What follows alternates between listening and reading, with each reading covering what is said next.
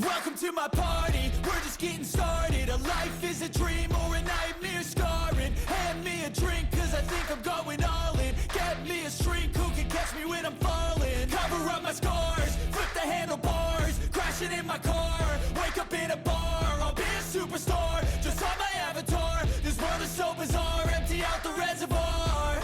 Yeah, I'm taking 6 shots, yeah, straight to the face. And I wanna get lost, I'm sick of this place. Don't know how to stop when I'm feeling this way. So I'm taking 6 shots till I'm feeling okay. I think I'm going crazy, don't think I'll get home safe. So I'm taking 6 shots, all straight to the face. I'm taking 6 shots, are you coming with me? I'm taking 6 shots, yeah, straight to the face. And I wanna get lost. Hey adventurers, welcome back to my channel. No Values Fest. This year is the first year that they have put on the event. I think they have like individual concerts that they throw, but this was like the first year of doing an actual festival event, and it was just a one-day event in Pomona at the Fairplex.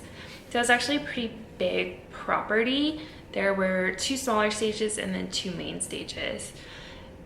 There really wasn't much as far as like art, like photo ops or activations.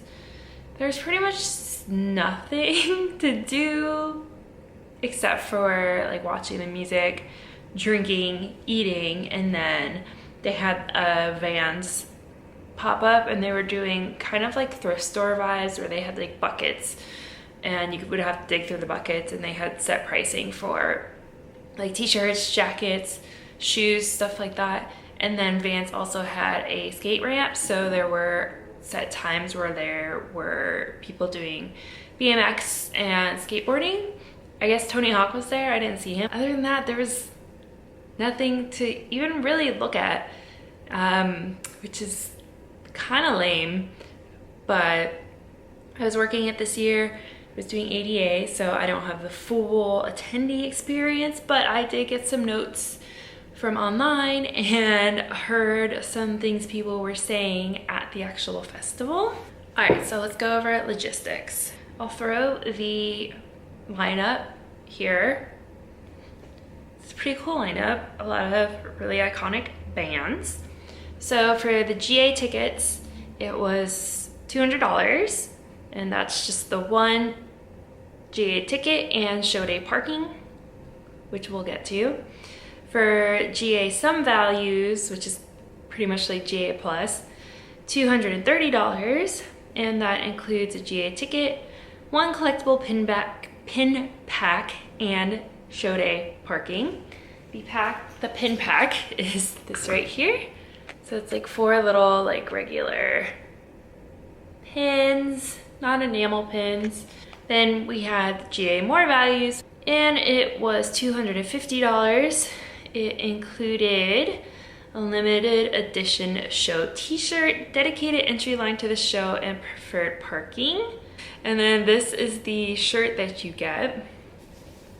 It's literally a plain black t-shirt with just the logo on the front. Like that's the shirt. And so then their actual VIP is $400. You get a VIP entry lane, VIP area next to the 2 main stages, VIP merch location, and the merch location in VIP only sold festival merch, not artist merch. So to do artist merch, you still have to go to the general merch lines. The collectible pin pack, the limited edition show tee, which is what I just showed you guys, extra shaded and seating options, special food and beverage offering, air-conditioned restrooms, access to all of GA, and preferred parking. They were doing a payment plan, $50 down payment, and then 2 additional payments. Let's see, so general info, single day show taking place at Pomona Fairplex.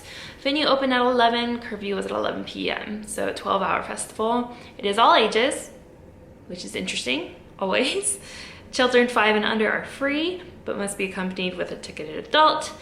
It is rain or shine, no ins and outs, etc., etc. So, show day parking is free for everyone, which is why it's included in all the tickets. And then there is also preferred parking, like I mentioned. Okay. So, first complaint I've seen is the t-shirt, which is, I mean, kind of lame. Like, the shirt is really not worth the upgrade alone. It doesn't even have the lineup, so I know a lot of people were complaining about that. And you had to pick up those items before you entered the festival, but that wasn't made clear to seemingly anyone, so a lot of people didn't know that and kept asking us where they were supposed to go. And since you can't leave the festival, you would have to do it after the festival. So that's kind of pretty disorganized and lacking foresight. The biggest issue was the parking situation. So for ADA, we had our own ADA parking set up right by the entrance gates, which is also near where preferred parking is. The problem is that people were waiting in line for up to 4 hours to get entry into the parking lot. And once you get into the parking lot, the security wasn't even checking if people actually had preferred parking or not. So they were letting people pretty much park wherever. When people were asking for the ADA parking, security was also telling them that it was full when it wasn't. So huge lack of communication and an unorganized mess as far as parking entry goes, because there's no way in hell I'd wait 4 hours to get into a festival. Not doing it. I'm turning around and I'm going home. I know at EDC the other year that when I was attending, I was stuck in line forever, but that was my lack of foresight, because if you show up earlier, there aren't any lines, and there are also shuttle options and like a variety of ways to get to EDC, so that was my bad. That was on me, and I acknowledge that. But for this festival, there weren't shuttles, there weren't really any alternative methods of getting into the festival, so people either had to wait in that really long line, or they had to park in the surrounding areas, and people were walking like a mile or two just to get to the entrance. And if you have ADA attendees, like, you shouldn't have to be wheeling your wheelchair miles to get to the gate. Like, that's the purpose of having ADA parking. So they definitely screwed up on that. There were so many people that were so mad about how all that was handled. People were missing bands that they really wanted to see.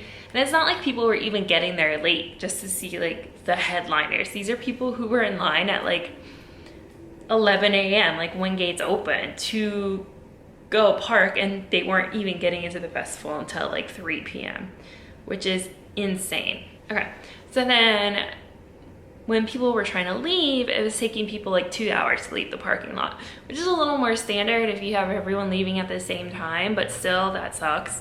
So it's gonna be a long wait getting in and out. The Ubers were charging like $300 because it is gonna be surge pricing at any festival. So that was also not a very acceptable way to leave the festival. A lot of people's QR codes for the tickets weren't working, so I saw a lot of people heading to the box office to try to get that sorted out. I guess the sound on one of the main stages in particular was really bad, and they couldn't hear the vocals, which is kind of unacceptable considering it's a music festival. You definitely want to be able to hear the artists, so there were a lot of people complaining about the sound on one particular main stage. The stages were also not labeled, which is weird, like a weird choice. So no one really knew like what stage was what or where to go. The signage was also like pretty small, so you wouldn't even notice it unless you were passing by it. I saw other comments that a lot of the alcohol stands ran out of beer before sundown even, so I don't really know how that happens, but there were also long lines for the drinks. Like, people were waiting like an hour at the bars, and then just to get up to the front and realized they didn't even have any beer left. And then I also heard that security was pretty lax, so basically just go through the metal detector and that's it, like not really looking through bags and anything, which as always is something that I hate to hear.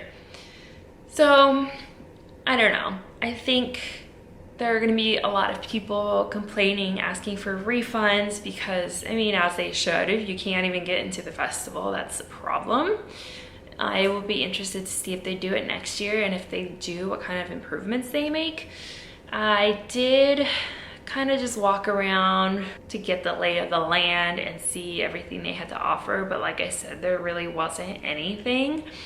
For VIP, they did have a separate like air-conditioned like indoor bar, and then they also had this like DJ room which was also air-conditioned, but that was for everybody, and it was just like this little room that you could go into.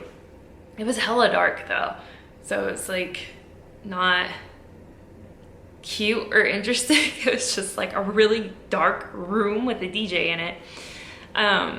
And then for VIP, the VIP area was connected to the two main stages, so you could kind of like ping pong back and forth, which is nice. As far as pricing for food and drinks, typical festival pricing. I was looking Doghouse in particular because I like them, but one of their burgers was like $25, which is crazy. Monty's was there. They had quite a few like vegan options, which is nice. There really isn't much else to say. I was only working by the merch area in the morning for a few hours, and at that point the line for merch was like 2 hours long, so I don't know if it got much longer than that, but like I said, there was really nothing to do, so you had plenty of time to wait in line for things. I feel bad because I can't imagine how frustrating that was for everyone trying to get in, especially for a small festival. Like, that shouldn't happen. EDC is more understandable because it's like one of the largest festivals, but this is like tiny in comparison. So yeah, definitely sucks. Not cool. A lot of the people that were coming in, the attendees, they were all kind of cool. We were expecting a rough crowd, and we were like not really knowing what to expect, but everyone I encountered was pretty chill. So it was a good work day. It was a long day. We got there at like 9 a.m. and we didn't leave until like 12:30, 11:30, 12, I think. So long, hot day, but it was pretty good overall. So that's it for this video. I am working day trip at the end of the month, but since I already did a video for that last year, I'm not going to make a video this time because it's pretty much just going to be the same, especially since I'm working again. And that's the only thing I have booked right now. I did submit for the later summer festivals, so we'll see what other festivals I get or what other events I turn up at. But for now, thank you for watching, and I will see you whenever the next one is. Bye.